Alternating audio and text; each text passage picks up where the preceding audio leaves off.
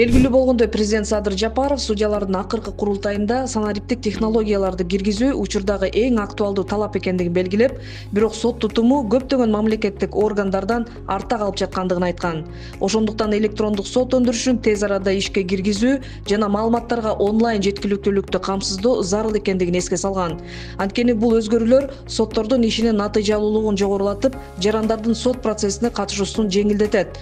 Буга байланыштуу Жогорку соттун төрагасы Медербек Сатыев сот тутумунун санариптештирүү боюнча иш алып барган жумушчу топтордун мүчөлөрү менен жыйын өткөрдү. Жыйындын жүрүшүндө жумушчу топтор сот тутуму санариптештирүү боюнча буга чейин жасалган иштер туурасында маалымат беришти. Мындан тышкары, сот тутумунун маалыматтык коммуникациялык инфраструктурасынын учурдагы абалы туурасында талкуу жүргүзүлдү. Талкуунун жыйынтыгында Медербек Сатыев координациялык топ түзүүнү жана кийинки жумада мамлекеттик органдардын жана мекемелердин өкүлдөрүнүн катышуусунда кеңейтилген жыйын өткөрүүнү тапшырды.